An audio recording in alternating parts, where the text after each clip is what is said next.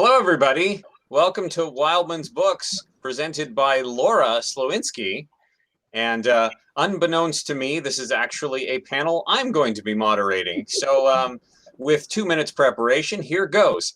So this is a special day because this is a conclave of 4 Hugo finalists all in one virtual room. And I'm going to go around the table really quick and let you know who we are. And by the way, we are open for questions. So anything you want to know about us, writing process, books, favorite colors, amazing things we've done, scary things we've done, illegal things we've done, don't ask that last one. So I am Gideon Marcus. I founded Journey Press. We are an independent press that's been around for a couple of years and is doing much better than it has any right to do, especially given last year. And I have the honor of working with the 3 folks who are right next to me, one of whom who just disappeared into the ether. So the first one I will introduce is a titan of science fiction. If you don't know his name, then I don't know where you've been the last 80 years, but this is Tompurdom, Hugo finalist, an amazing author. Tom, give us a 30-second pitch on who you are. Okay, well, I started reading science fiction in 1950, which, what's that, 50 plus 71 years ago. I sold my first story in 1957, just before I turned 21. And I've been writing science fiction and doing other things, all types of writing off and on ever since. And I'm still at it. My next short story is scheduled to appear in Asimov sometime in the near future. And I'm here because in 1964, a novel called "iwantthestars" by me came out, and Gideon found the novel and liked it, and that is why it is once again back in print. And I have to tell you, if you have not read "I Want the Stars," it is amazing. As Alistair Stewart puts it, it reads like it was written yesterday. Wow. And I actually just finished Samuel R. Delaney's Babel 17, and I was intrigued by how similar in theme and progressiveness and all the interesting topics were explored in both novels. And I suppose it's no coincidence that you two are both Philadelphians and know each other. So if you get a chance, read "I Want the Stars," read everything else Tom puts out, because he's absolutely marvelous. And he's going to have some wonderful anecdotes to share with you today, and they're always fun to listen to. We also have another Hugo finalist, lauraweyr. lauraweyr, tell us who you are. I am an author. I recently published my first full-length novel, The Eighth Key, which is a high fantasy gay romance. And that's who I am. I've got a second book, hopefully coming out later this year. It'll be a little different. And maybe we can talk about it today. Fantastic. And I want to introduce the next person, but I guess you kind of have to know what I've done to know why this person is special too, just because you'll see that there's a book called Kitra, and that's our YA space adventure that's done very well, because for some reason this year people were not interested in grim, dark, dystopian YA, and they wanted an optimistic, found family happy story, and that's Kitra. But I didn't just write Kitra. Someone else did the illustrations for Kitra. And that's who we're going to talk to now. Lorelei, take it away. Hi, I'm Lorelei, and I have done the illustrations for the book Kitra, and I plan on doing all the illustrations for as much of the Kitra saga as I can get contracts for. I'm about to start on the sequel to Kitra, Sirena, and that's incredibly exciting. I also, in my free time, write comics and write songs and sew and have a lot of fun hobbies. So I'm an interesting person to get to know. She really is amazing. She's been making comics since she was 7. And she actually created the inspiration and namesake for one of the major characters currently in the DC universe, Bluebird. And that's pretty exciting. So, so I suppose we should have a topic, and no one's asking questions yet. So, questions. All right, I have a question. What role do you see romance playing in science fiction and fantasy? How important do you feel that the two genres cross over? And I will start with Laura. Well, I think for a long time, romance has been seen as something that is a lesser genre, probably because it targets primarily women. And this is obviously ridiculous. Any romance can be a great genre, no matter, it can have great writing in it and have great stories in it, just as any other genre can. I think it's been traditional for a long time. Traditional publishers have defined romance and everything else. And I really wanted to do something different. I wanted to write a full-fledged fantasy story that had strong romantic elements. And I also wanted to write a romance that had strong fantasy elements. And so the eighth key is both.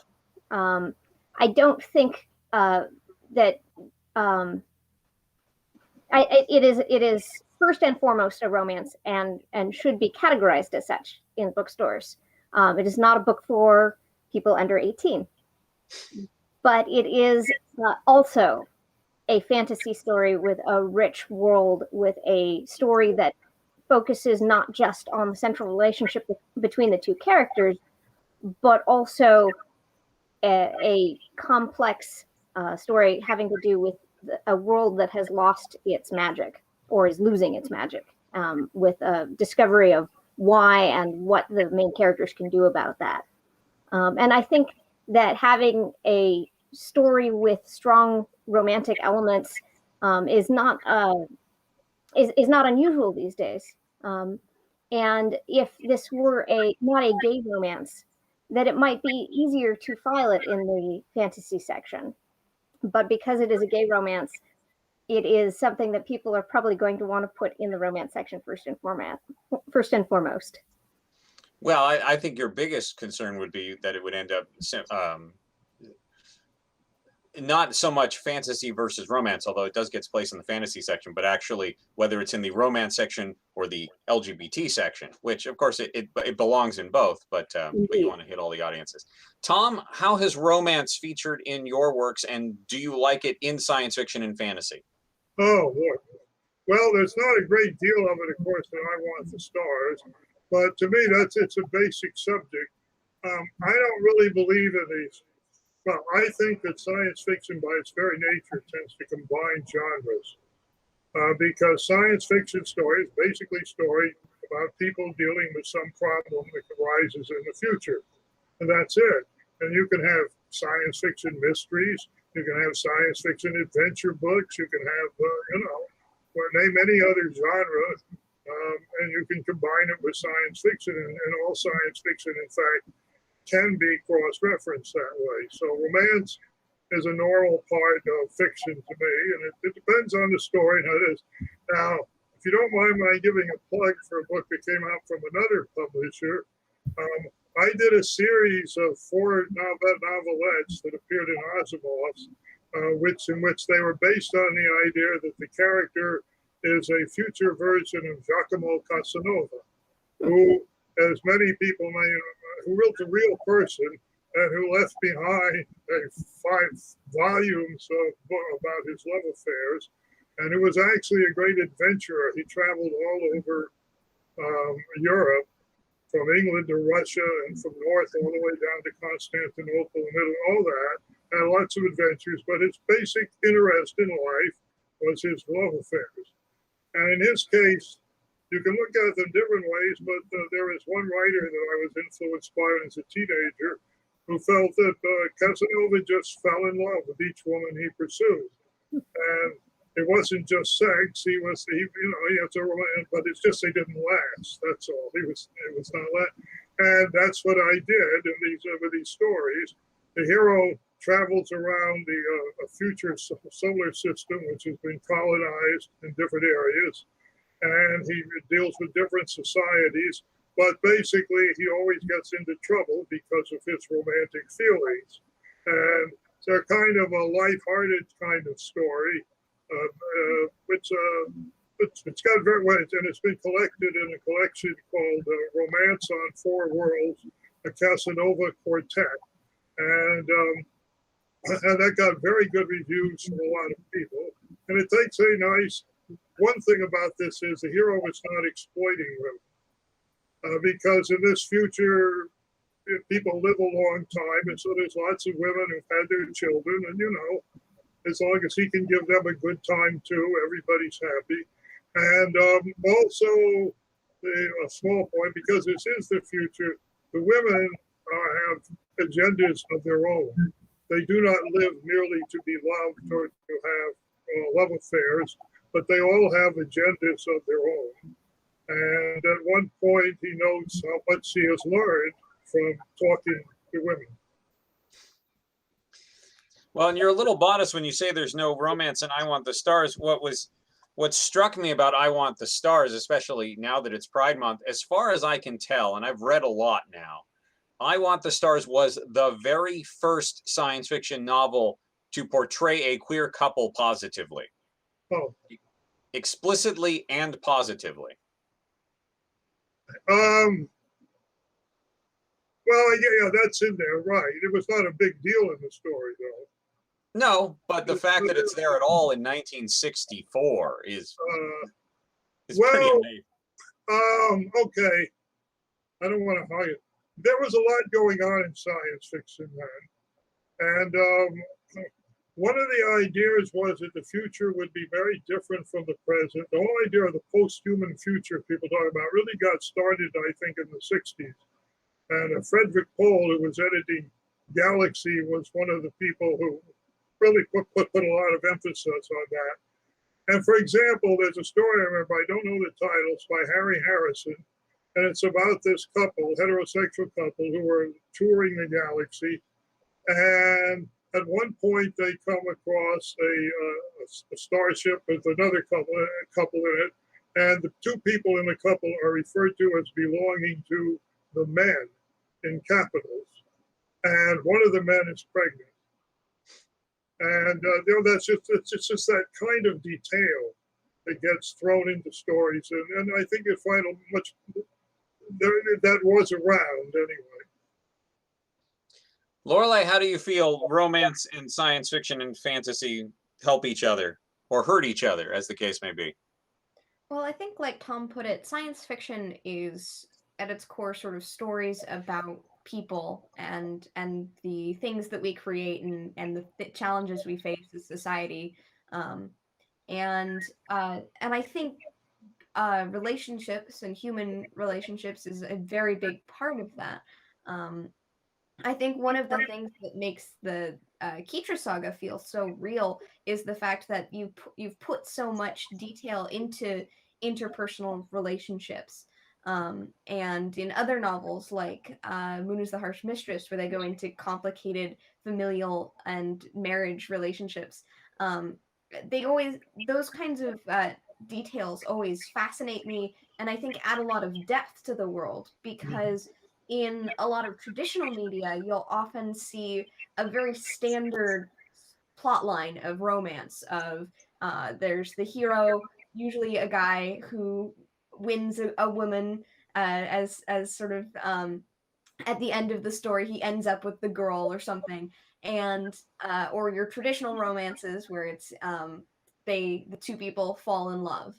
And I really like how science fiction can sort of bend the rules and examine like human relationships from a sort of a more objective angle and look at sort of the nuances and possibilities. So I think romance in science fiction is honestly a very appealing thing because there are so many opportunities. For my point, having grown up, that my first two loves in life were dinosaurs and space, and I've never given them up. So as a result, anything that ties in with those things gets plus 10 points. So I'm always reading science fiction. That said, I love romance. I love shows with a romantic element.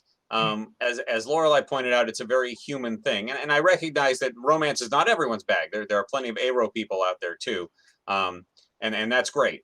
And if you read science fiction from the 40s and 50s, it's like it was entirely written by Aro people. But Kitra is a science fiction adventure, and it's a lot of things. But in the 10 books that do it, Kitra is definitely going to have a romantic arc, and that is going to be an important subplot because that just happens to be important to me, and I love it. So hopefully everyone else out there loves it too. All right, I have a question. So this is going to sound a little snooty, but so all of us here are Hugo finalists. And for those who don't know, the Hugo Awards have been around since the mid-50s, regularly since the mid-50s. And they are an annual awarding of the best in science fiction. They are essentially the Oscars of science fiction, and you can argue whether they are a limited thing or whether they represent the community anymore, whatever. But for the most part, Hugos are considered the most prestigious award in science fiction. So I guess my question for everybody, since everyone here is a Hugo nominee, is what was it like to get it? What does it mean to you? And what do you think the Hugos mean today? And I'll start with Janice. Laura, sorry, Janice is not here. I will start with Laura.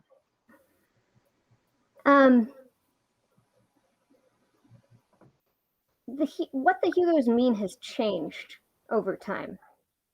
When the Hugos were conceived, it was possible to it was within the realm of possibility to consume all of the science fiction that was released within a year.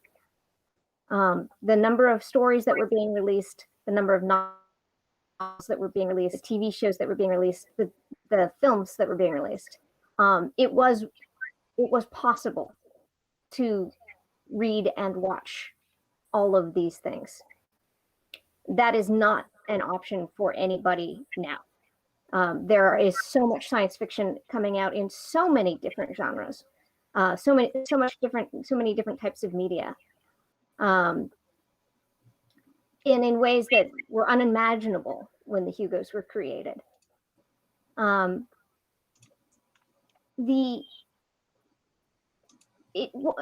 one point, the Hugos were voted on by a large proportion of the fans, or a reasonable proportion of the fans.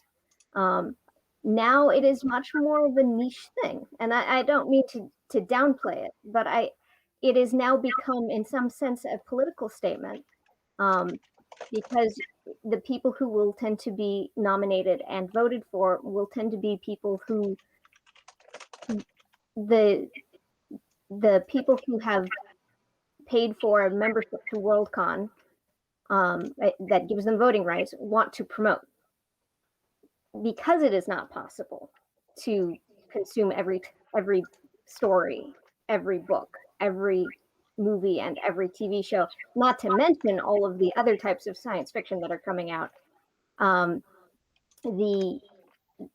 What we are seeing now is a tendency to focus, for people to focus on and look for people to support that have not had, the types of people who have not been chosen in the past. So we are seeing a lot more women being promoted and voted for in the Hugos. We're seeing a lot more people of color, and I think that's really exciting. It's a significant change from the past, when the vast majority of science fiction that was being published, 90% of what was coming out in the magazines of the time, was written by men. Now obviously we have a lot more women who are publishing science fiction, and we're finally seeing the Hugos catching up to that.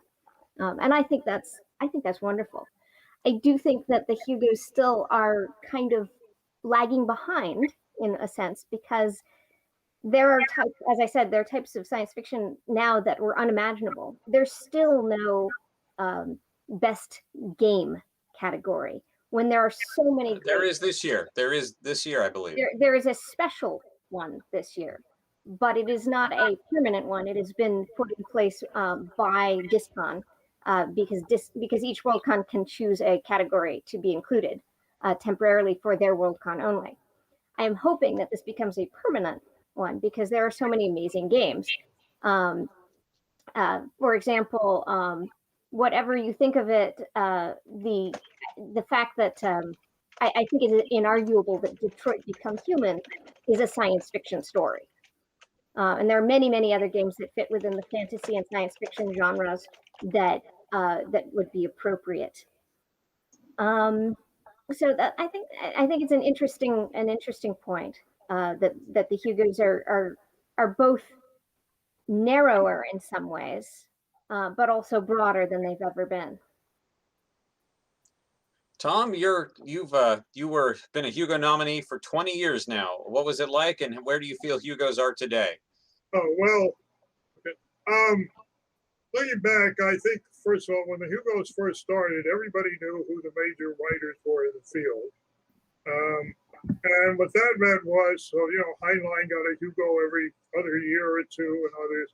And so the Hugos did not mean that much to the people who got them. But there came a point when a lot of younger writers began to feel that this was a career maker. That if you got a Hugo or a Nebula, don't forget the Nebula is given out by Science Fiction Writers of Merit, that this could make your whole career. And my feeling is that this is probably a mistake. What I feel is that getting the Hugo, it's sort of like, well, you get fan mail and you go to conventions and people maybe will come up to you and say how much they like their stuff. Well, the Hugo is sort of a super experience like that. And it's good for writers. I think it's always good to have that kind of experience, but it cannot make or break a career. I think that's where a lot of writers, I think, have a misconception. The other thing is, though, I've been told by at least one editor that in publishing conferences, the fact that you've won an award, that can have a big effect on whether the marketing director votes to publish your book.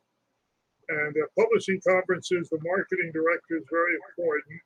And so they like to have a little simple slogan like award-winning author to put on the cover. And, so that can be helpful. But I think I enjoyed the experience. I got to do some interviews I wouldn't have done, and some other appearances I wouldn't have. But I think if you look at it within that reasonable attitude without making too big a thing, it's a very nice experience. Lorelei, you've had the privilege of being a Hugo finalist 3 times in a row, and you are brand new. So tell us your feelings about the Hugos and your being a finalist. Well, I remember when I was 11 or 12, and I was thinking, I would write like small stories in my diary and draw little pictures to go with them. And I remember thinking at the time, gosh, I really hate this. This isn't fun at all. I hate writing so much. So I think it's a little bit ironic, the fact that I ended up getting my Hugo nomination for my writing. I have a lot of pride for the project that I got the nomination for, Galactic Journey. I think we do amazing things on that blog, and I think I've particularly grown in my writing and have put out some interesting content there with my articles, particularly the ones, of course, about Tony Randall. But I'd say that I think my Hugo nomination is a good honor, especially considering how young I am. I think it's really cool that I get to be part of something so large and get recognition for it. And I think it'll be a great, like tompurdom said, a career starter for me.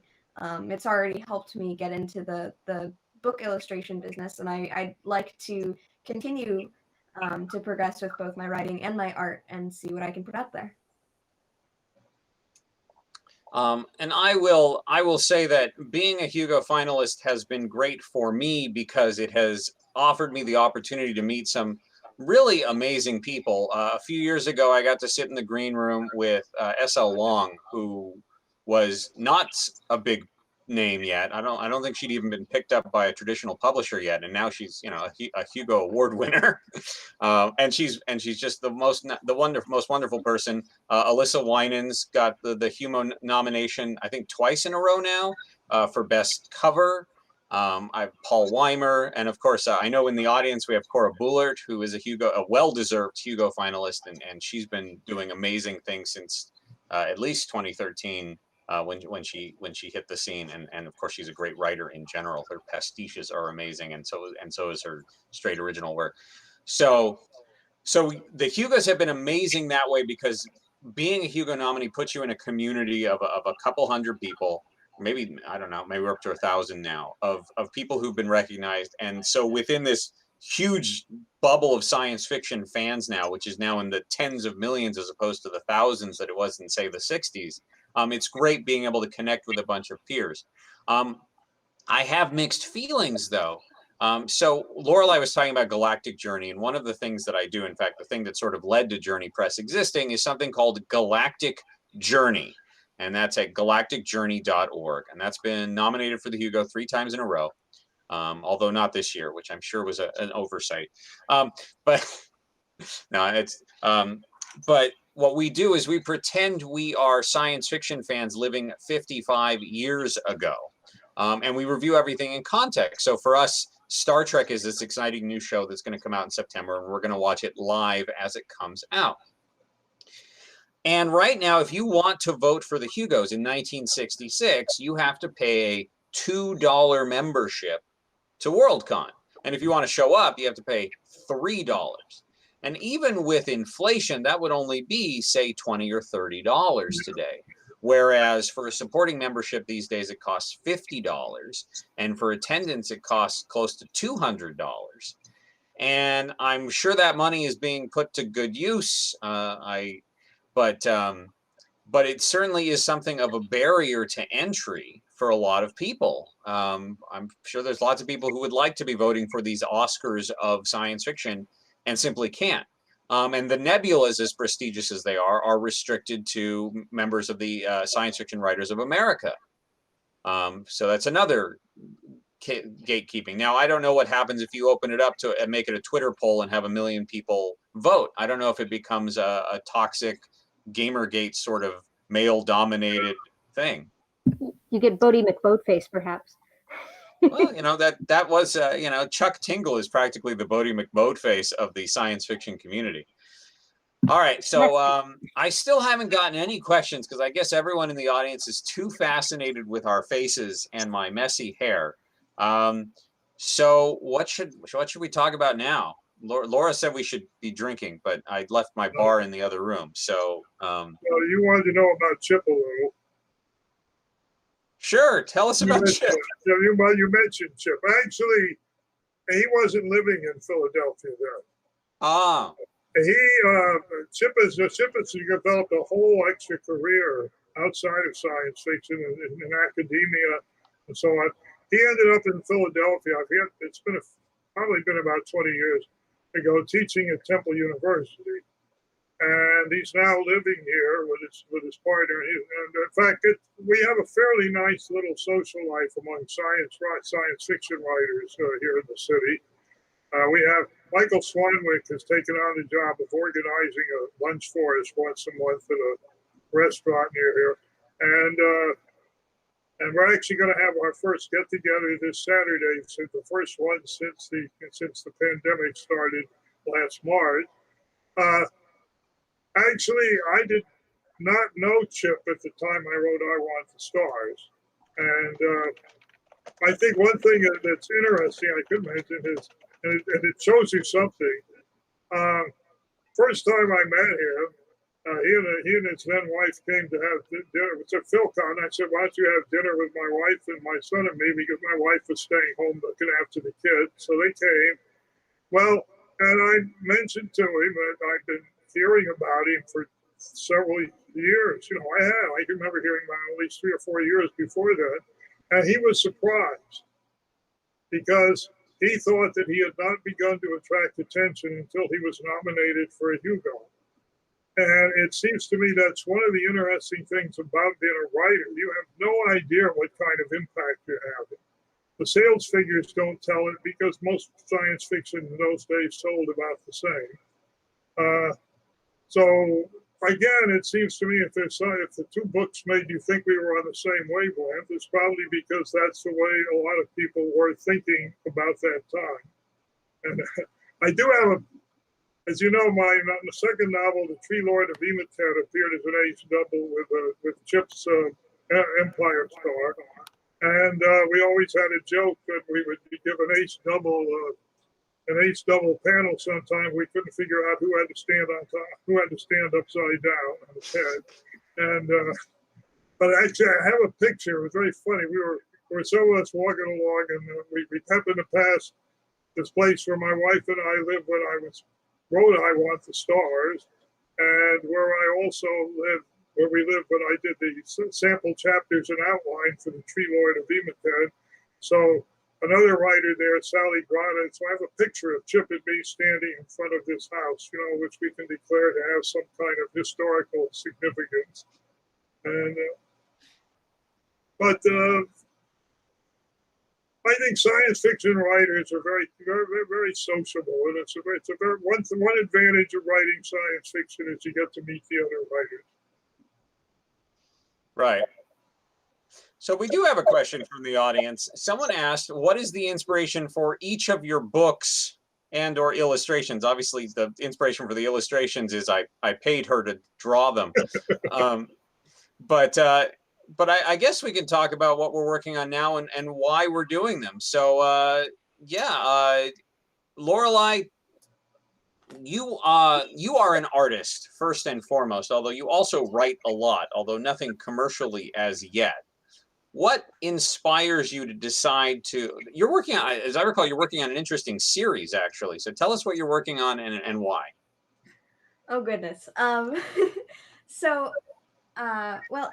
if you want the inspiration for some of my earlier works, like my comics and things, I actually recently did a portfolio piece that is the first issue of a comic called Rouge Rogue, which I got inspiration from a mini comic that I did when I was much younger, when I was like 8 or 9, when I was trying to write the word rogue and I misspelled it. So I said, this is an idea. And I sort of just went from there with that little idea and just kept drawing because it was fun until I had a whole comic issue.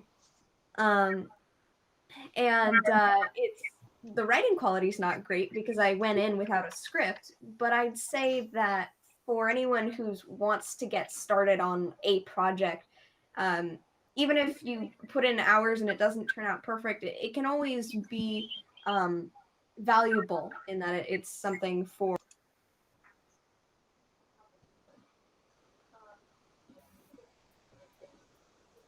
We lost your mic. You muted there. I don't know why. Sorry about that. So it's a way to make progress is just by going out and doing, even from the smallest, simplest things like misspelling a word. Recently, I was much more oriented on original. It keeps turning off on me. That's weird. Anyway, much more oriented on original works, and I've recently branched out into more fan works. I've been inspired by there's sort of an internet phenomenon right now where various content creators like YouTubers and streamers and things create videos about Minecraft, and it has sort of an impromptu storyline, and this has inspired a lot of creative fan works, and so I'm thinking of getting into that and possibly doing like a series of acrylic paintings that can go with it just to improve my art and stuff. But yeah, I'd say that I get inspiration from this honestly small things like and you can always find stuff looking back at your old works too, and looking at things that really bring you joy and that you love, that like properties that already exist. There's pretty much find inspiration anywhere as long as you put in the time to actually, create what you want to create. Laura, you're working on a book right now. It's not a sequel to The Eighth Key, but it's not even quite the same genre. Tell us about it and why. from when I was very young, I've always loved fairy tales. My mom used to have a big, in fact, she still has a big. It's called the Golden Book of Fairy Tales, but it wasn't like the little golden books. It was quite large, and it had really unusual fairy tales. I remember it had Donkey Skin. It had Cowlick Ricky, which I'll bet most of you have never read. It also had a lot of the traditional fairy tales that you would recognize, and it had these big, beautiful illustrations. And it was an old book, and it was kind of falling apart, so I wasn't allowed to look at it except under special circumstances. And I was just kind of fascinated with it. And then as a teenager, I ended up reading Tanith Lee's Red as Blood, which was a take on Snow White, with vampires. And it was such a clever genre twisting story that I really enjoyed it, because it took this existing story and it put a whole different spin on it. I really dug it. With my new project, it started out as something that was going to be a short story. I was looking for a particular dynamic between two characters, and it just kind of, I don't even know how it ended up being this particular fairy tale, but it ended up being one that I thought would work with this fairy tale. And so I ended up starting this one. It is also a queer story, but this one is two women, female romance, set against a traditional fairy tale backdrop. And it's like Kenneth Lee's story. This one is a variation of Snow White, but might not be quite what might not be what you expect. It's going to have some twists and be a little different from what you might be thinking. And it's been a lot of fun. I'm almost done with it. I have maybe 5,000 or 6,000 more words. And I'm really excited to share it. And I can't wait to. Yeah, but do you have a publisher? Thankfully, Journey Press and I are working together, and you will be seeing it. I just don't know when yet. Now that it's almost finished, I'll need to edit it and, of course, do all of that process. And of course, but fortunately, Journey Press has already said that they will be publishing it. We just don't know when yet. Tom, what are you working on, and what inspired it? Oh, well, I actually have a rule against talking about what I'm working on now. A lot of writers feel it's a mistake because you tend to talk it out. But actually, what inspires things is I go looking for ideas at this point. I don't really get it. It used to be ideas that pop in my head. Now I go looking for them a little bit. The story I'm working on now, actually, there's been 2 or 3 stories I've done like this. They're set in the asteroid belt in the future, and they deal with futures in which people no longer have to die, and not because of some immortality pillar. Just the general progress of medicine has been such that whatever happens to you can either be repaired, and so you don't have to die. It's possible to die. You could be blown to bits, things like that. So it's not immortality in that sense, but you don't have to die. Death is not part of the normal expectation. And this story, it's about a guy. I will tell him because I've almost got it finished. I think I can get you to the idea. This guy is, at the heart of it is that there's this guy whose wife was killed by another person. And the other guy, it was more like a manslaughter thing. Got like 30 years in prison. And he was like in his 60s. So that guy, you figure that's it. He won't live. But of course he does. And so and then he got released. And so you have this man who is determined. He feels that he must get revenge because his wife, all these, like a couple hundred years before the story began, missed all these years that this other guy is enjoying. And so while he doesn't try to kill him, he tries to make his life miserable. And so you have 2 men locked in this thing. And it could go on forever. And that's what the story is about. I have there's a Harlan Ellison collection of stories. I think it's Stalking the Nightmare, and I think it's introduced by Stephen King. And Stephen King, writing the foreword, notes how much he sounds like Harlan Ellison in the foreword, and he describes the anecdote, milk always tastes like what you put it next to in the fridge.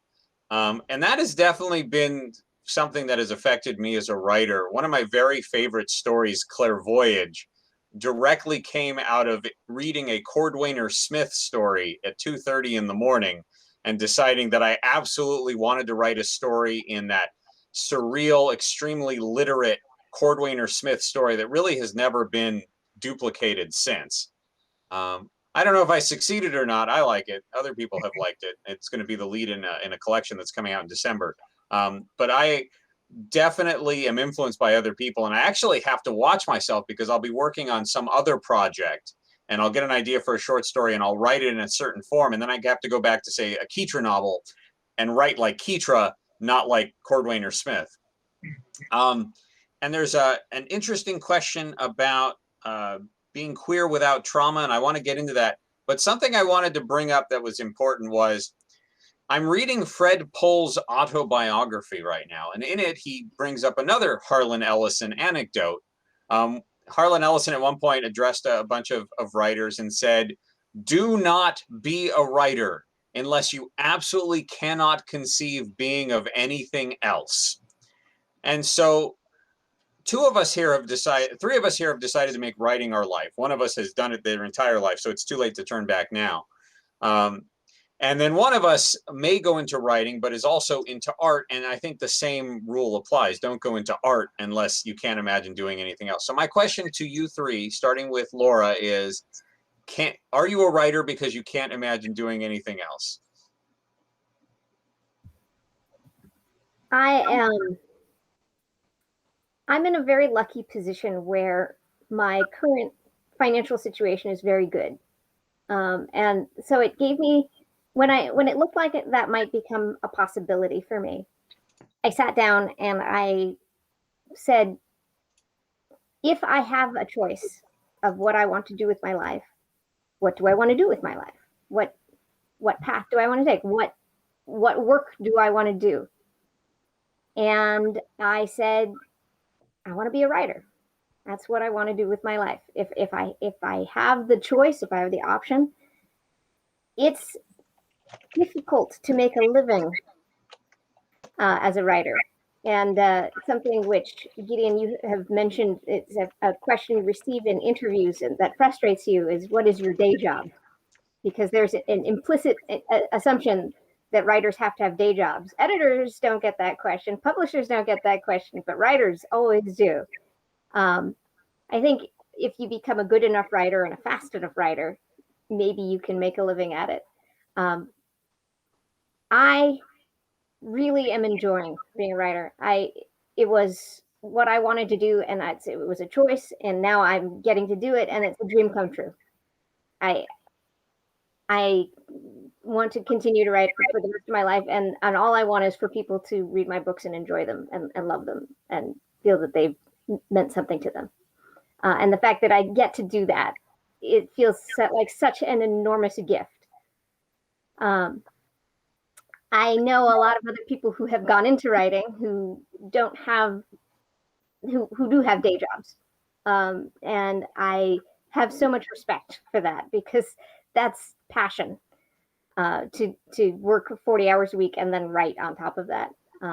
I have enough family commitments that I don't think I could manage that. But it is something that I chose to do that brings me joy. And yes, I think that's true. If you have, for me, it was sort of the other way around. I had the choice. I could have done anything. What did I want to do? That's what I wanted to do. So it wasn't a matter of don't do it unless you can't help it. For me, it was, if this is the one thing I want to do. Well, I don't mean like those who can do, those who can't write. I mean, it's something in your soul. So Tom, you have been writing forever and you've managed to make a living of it. Is it something that you had a passion for, or is it something that you fell into and paid the bills? Well, I never paid the bills. No. I think this is a very big subject. One point I would make about people in the arts, and I have in the last 30 years had the opportunity to watch people in other arts, and I consider science fiction an art. I'm not going to. There are many science fiction writers who would get upset about that because they want to be hairy-chested pulp writers and all that, but it's all the arts. If you look, for example, at composers, playwrights, and so on, there's a whole lot of people in that middle area. Excuse me. They haven't become big successes, but they're not starving either. And what you find is a patchwork of different things that they do. Like they may teach, that's very common in all the fields.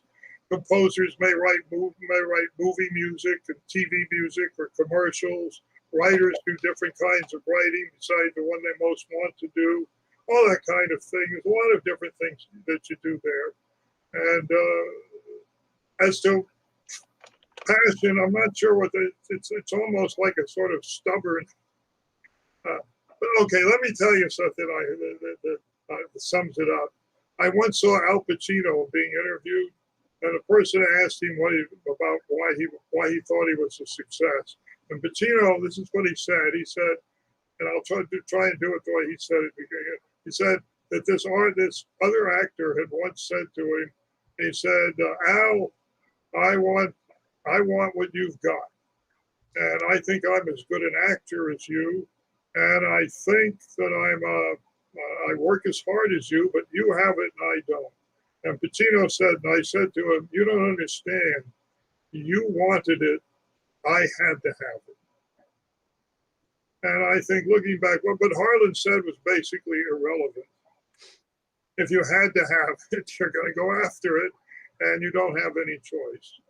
That's it. You just don't have any choice. Lorelei, art, is that going to be your life? Well, I remember it was Greg Capullo, the comic artist, once told me. I gave him and Scott Snyder a copy of one of my Bluebird issues, and he said that if you want to be an artist, you'll know that you want to be an artist because it's something that you want to do for the rest of your life. You just know. And at the time, I'd just come off of hasty, I'd stayed up all night finishing this comic, and I was so done with art. I didn't want to pick up a pencil again. And so I was like, yeah, I don't know about that. It's since been many years, and I'm still drawing and still creating art. So I think what he said did have some truth to it. Even if I don't make art professionally, I think it is definitely something I will continue to do for the rest of my life. I cannot sit with a piece of paper and a pencil in front of me without starting to draw on it. And it's become instinctual at this point. And so I think it's something that I just am forced to continue as by habit as anything. But there's definitely was an initial drive, I think, that pushed me in that direction. And I will note that I have made a living in many different fields. Most recently, I ran a software company for a few years and did pretty well at that. But I think it's significant that in every period of unemployment, I've had a flourish of writing activity. And the day that I gave my notice to the last company I was working at back in 2018, that day I wrote 1,000 words on Kitra. I started Kitra and wrote 1,000 words. So very clearly I was a coiled spring. And Masafan out there asked if we had any advice to people who were interested in writing. And I guess what we're all telling you is you will do it if you want to. And you won't do it if you don't really. I've met 100, 1,000 people who say, oh yeah, I got an idea for a book. Someday I'm going to write it. Maybe they will. But if they're 50 years old and they haven't written it yet and haven't found the time to write it, they probably won't. And that's fine. Everybody's got their passions. If writing is something you want to do, you will do it. You'll be like Lorelei, who was like, I don't know that I like writing, and now every single day is writing. And I don't remember who it was. Laura, maybe you can remind me. There was someone who said that, oh, Neil Gaiman, I think it was. What is the best way to become a writer? Right. There is no substitute. You just have to keep writing. And your earlier work will suck worse than your later work, and that's a good place to be. You don't want to be someone who's got 30 years of falling action, and I won't name any names, but I think we can name some. All right, so I have a question. This was suggested that we bring it up, so I want to bring it up. And this is similar to something we've asked in similar panels we've done together. The role of positive stories. So one of the things I noted was last year when I would be talking to bookstores, Journey Press titles are in most of the bookstores in the United States. So I'm on a first name basis with, I don't know, 600 booksellers in the country. And so I have sort of a weather report of what people are wanting. And whenever I talk about Kitra and I say, oh, it's a positive story, it's not dystopian like other YA, and they're like, thank God. So I don't know if it's just because of the pandemic or a reaction, but it seems like there is currently a market for positive stories after a very long period when the vogue seemed to be dystopian and negative stories. And I recognize that one of science fiction's jobs, well, science fiction has no jobs other than to entertain, but one of science fiction's common cliches is warning about a future. So I guess my question is, do you as authors prefer positive stories? And if so, why? And what do you think is the importance of science fiction and fantasy telling positive stories? And I'll start with Laura. I also want to just take a moment to touch on that previous question of advice for writers. Two things. One, not just Neil Gaiman, but almost every major writer says the same thing. If you want to be a writer, you have to write.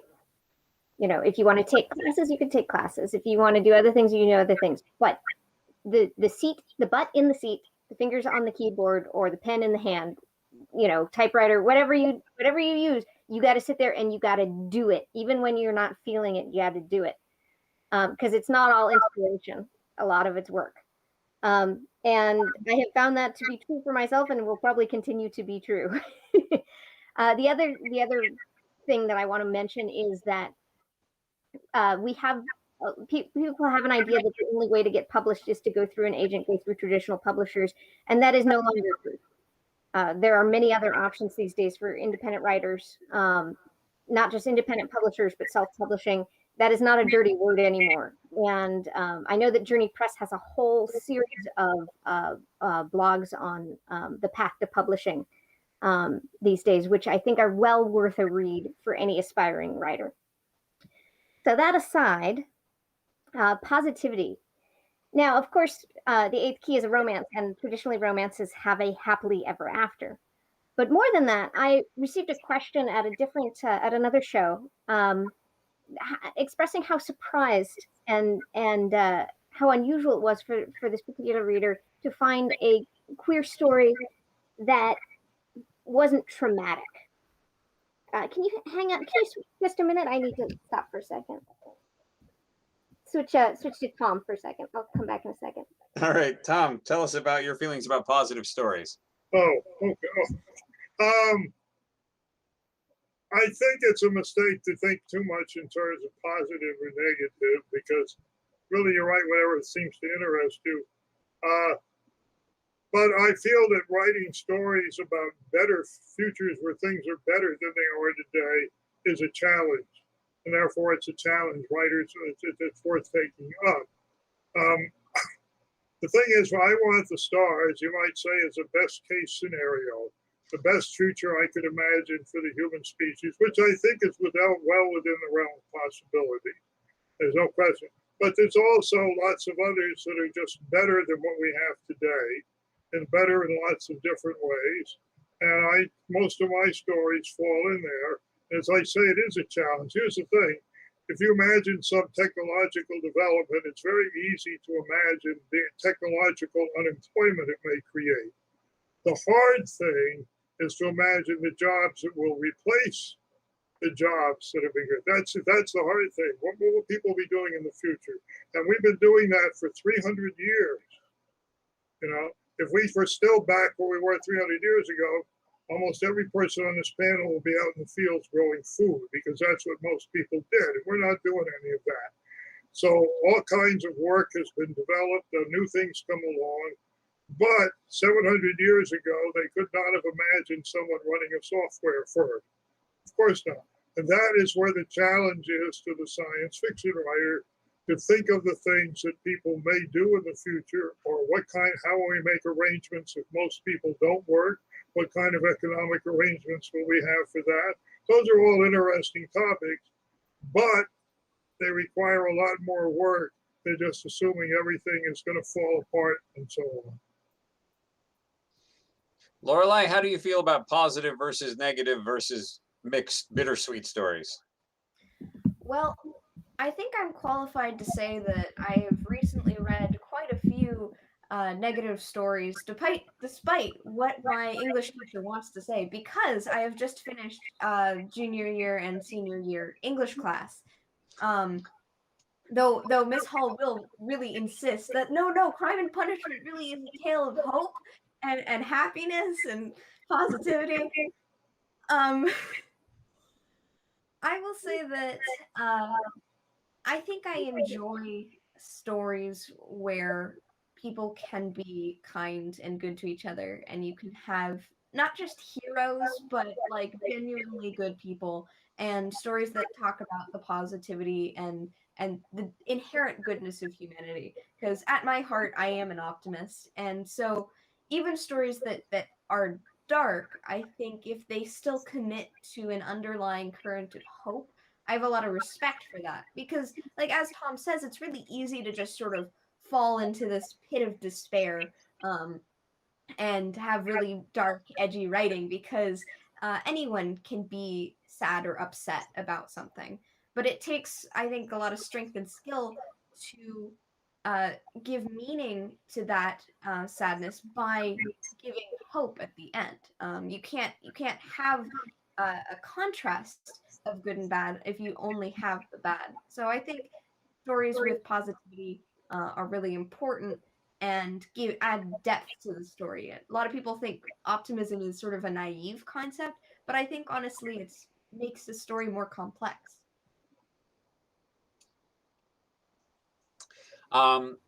We are running out of time, so I want to thank our sizable crowd out there and all the people who end up watching this on replay. This was brought to you by Laura of wildmansbooks, and she's just a great person. I've met her in the course of my book selling, and we've had a long time relationship. And she carries all of our titles. So if you go to journeypress.com, you can see what we release, and you can find it at her place. I don't know what her URL is. If she comes on, then she can promote her site too, but I don't know where to go for her. But I know she carries all of our titles: Rediscovery Science Fiction by Women, Kitra, Tompurdum's I Want the Stars, Laura Weir's The Eighth Key, and coming out next month, Roselle George Brown's Sybil Sue Blue. I didn't plan for Journey Press to be an all Hugo finalist shop, but so far it is, and will be until next June, when we release Erica Friedman's By Your Side, The First Century of Yuri. And while Erica is not a Hugo finalist, that's only because that award isn't good enough for her. She really is one of a kind, and we are so honored to be working with her. So journeypress.com, galacticjourney.org, and wherever Laura sends you to buy Wildman's books, those are places you want to go after this show. So I want to thank Laura and Tom and Lorelei. I hope you had a good time despite not having free alcohol. And I hope to see you all soon. Thanks very much, Laura, for having us. Thank you so much for having us. This was a lot of fun. Yes, thank you. Thank you. I enjoyed it. Thank you. And now we all need to stare at the camera and freeze frame like Bob and Doug McKenzie.